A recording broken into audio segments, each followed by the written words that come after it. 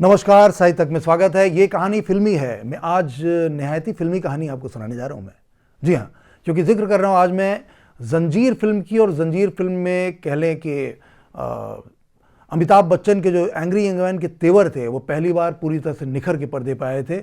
एक police inspector का आक्रोश, उसका गुस्सा और किस तरह से वो सिस्टम से लड़ने की कोशिश कर रहा है, वो तमाम चीज़ें इस कहानी में है। लेकिन इस कहानी के पीछे एक और बहुत दिलचस्प कहानी है। वो यूं कि पहले इस फिल्म को प्रकाश मेहरा धर्मेंद्र के साथ बनाना चाहते थे और उनकी बहुत हद तक धर्मेंद्र के साथ बात भी हो गई थी, क्योंकि एक और फिल्म वो धर्मेंद्र और जया भादुरी को लेकर कर रहे थे। और धर्मेंद्र को उन्होंने जंजीर बनाने के लिए न सिर्फ हीरो बल्कि अपना पार्टनर भी चुना था उसको प्रोड्यूस करने के लिए। और धर्मेंद्र ने जंजीर की कहानी सलीम जावेद से एक तरह से ख़रीद भी ली थी। लेकिन किन्हीं वजहों से धर्मेंद्र उस कहानी को लेकर आगे बढ़ नहीं पाए और ना ही उस फिल्म में उन्होंने काम किया। तो जब प्रकाश मेहरा ने देखा कि धर्मेंद्र बहुत ज़्यादा इसमें दिलचस्पी नहीं ले रहे हैं, तो धर्मेंद्र से उन्होंने वो कहानी खरीद ली। उसके बाद तलाश शुरू हुई कि जंजीर फिल्म का हीरो कौन बनेगा। तो जैसा कि जावेद अख्तर साहब ने अलग अपने इंटरव्यूज़ में हवाले में दिया, और ये बात मैं आपको बता रहा हूँ, अमिताभ बच्चन साहब की ये किताब है। ये किताब लिखी है सौम्य बंदोपाध्याय साहब ने। ये किताब अमिताभ बच्चन, इसमें उनका खुद का इंटरव्यू है जिसमें अमिताभ बच्चन ये तमाम बातें कहीं कहीं पे खुद कह रहे हैं। हालांकि अमिताभ बच्चन अपनी बातें खुद नहीं कह रहे हैं, वो ज़्यादातर सौम्य जो हैं उनको भेज रहे हैं उन लोगों के पास जो उनकी तमाम फिल्मों से जुड़े थे। तो जावेद अख्तर से भी कुछ बातें हुई, कुछ प्रकाश मेहरा साहब से हुई। तो प्रकाश मेहरा साहब ने बताया कि किस तरह से अमिताभ बच्चन को जंजीर फिल्म के लिए चुना गया। तो कुछ ऐसा जावेद साहब ने कहा उनसे कि पहले कोशिश ये हुई कि देवानंद या राजकुमार उस फिल्म में हीरो बने। तो देवानंद साहब ने तो इसलिए मना कर दिया कि जंजीर फिल्म में कतई रोमांस नहीं था। राजकुमार साहब कुछ अपने तेवर की वजह से और कुछ उनको कहानी का अंदाज नहीं पसंद आया, तो उन्होंने उसको इसलिए मना कर दिया।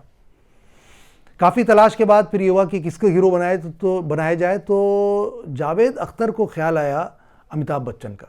अमिताभ बच्चन का जब इन्होंने प्रकाश मेहरा साहब से जिक्र किया तो प्रकाश मेहरा साहब ने कहा कि भाई अचानक अमिताभ बच्चन क्यों। तो उन्होंने बोला कि इस वक्त एक फ़िल्म लगी हुई है बॉम्बे में, यानी आज का मुंबई, बॉम्बे टू गोवा, उसमें अमिताभ बच्चन काम कर रहे हैं। एक बार चल के एक पर्टिकुलर सीन कुछ खास था, वो चाहे उनकी वो देखें। तो प्रकाश मेहरा साहब जावेद अख्तर साहब के साथ जाते हैं वो देखने के लिए फ़िल्म बॉम्बे टू गोवा। और बॉम्बे टू गोवा में एक सीन, जिस सीन का वो ख़ास तौर से देखने के लिए बोला था जावेद अख्तर साहब ने, तो वो सीन था जब अमिताभ बच्चन च्युइंगम चबाते हुए शत्रुघ्न सिन्हा से पर्दे पर लड़ रहे हैं। वो सीन देखते ही कहा जाता है प्रकाश मेहरा एकदम से चिल्ला पड़े कि मुझे मेरा हीरो मिल गया। और उसके बाद फिर अमिताभ बच्चन साहब को अप्रोच करते हैं जावेद अख्तर और प्रकाश मेहरा दोनों। अमिताभ बच्चन स्क्रिप्ट उनको पसंद आती है, लेकिन अमिताभ बच्चन तब भी पसोपेश में थे। उनको लगता है कि पता नहीं ये पुलिस इंस्पेक्टर का आक्रोश, गुस्सा और तमाम चीज़ें वो पर्दे पर निभा पाएंगे कि नहीं, क्योंकि तब तक उन्होंने कवि या वकील और बहुत ही भावुक किरदार पर्दे पे किए थे, या डॉक्टर का किया था। तो उनको लगता है कि ये रोल उनके ऊपर सूट करेगा कि नहीं, क्योंकि उसके पहले वो सात हिंदुस्तानी या आप दूसरी फिल्में देख लें, उनकी आनंद, ऐसी फिल्में थी जिसमें वो बहुत भावुक किरदार था उनका। तो उनको लगा ये थोड़ा सा, आप समझ लें कि अमिताभ बच्चन जो सदी के महानायक कहलाए पुकारे गए, वो अपने ऊपर शुभा कर रहे हैं। आखिरकार उनको खैर समझाते हैं जावेद अख्तर और प्रकाश मेहरा, और अमिताभ बच्चन ये फिल्म करने को तैयार हो जाते हैं। फिल्म जैसा कि आप सब जानते हैं ज़बरदस्त हिट होती है। जया भादुरी उनकी हीरोइन है उसमें, और अमिताभ बच्चन साहब ने बहुत ही शानदार तरीके से किरदार पर्दे पर निभाया है। और इसमें एक ख़ास आपको बता दूं कि एक जगह शॉट है, आप सब जानते होंगे कि प्राण जब पुलिस स्टेशन में घुसते हैं, पुलिस स्टेशन में जाते हैं और अमिताभ बच्चन वहाँ बतौर इंस्पेक्टर बैठे हुए हैं, तो वो कुर्सी पर लात मारते हैं और कहते हैं प्राण से कि पुलिस स्टेशन तुम्हारे बाप का घर नहीं है। उस सीन के बाद प्राण जैसे सीजन्ड एक्टर, या यूँ कहें कि उनके जैसा दिग्गज खलनायक जो है, वो प्रकाश मेहरा से कहता है कि प्रकाश, ये समझ लो कि एक अभिनेता नहीं बल्कि एक बहुत बड़े स्टार का जन्म होने जा रहा है हिंदी सिनेमा जगत में। उस एक शॉट से उनको एहसास हो जाता है प्राण साहब को। प्रकाश मेहरा और भी खुश हो जाते हैं, उनको लगता है कि उन्होंने बिल्कुल सही किरदार जो है वो पकड़ा। उस ज़माने में शायद उस फिल्म का बजट 50 लाख रुपए रखा गया था, और इनकी जो बच्चन साहब की जो वो था जो उनकी जो कॉन्ट्रैक्ट था वो 50,000 का था। तो खैर, तो इस तरह से प्राण साहब ने भी उनकी एक्टिंग के लोहे को माना और कहा कि ये एक स्टार का जन्म हो रहा है, एक सुपरस्टार का जन्म हो रहा है। खैर, फिल्म ख़त्म हुई और रिलीज़ हुई। रिलीज़ होने के बाद बॉम्बे में लोगों ने पसंद किया। उसके बाद कलकत्ता भी गए ये लोग, कोलकाता आज का। वहाँ पे कुछ जिक्र ये है कि अमिताभ बच्चन जैसे ही पहुँचे तो लोग शोर मचा रहे थे कि वी वांट प्राण, जो फिल्म के असली हीरो प्राण से मिलना चाहते हैं।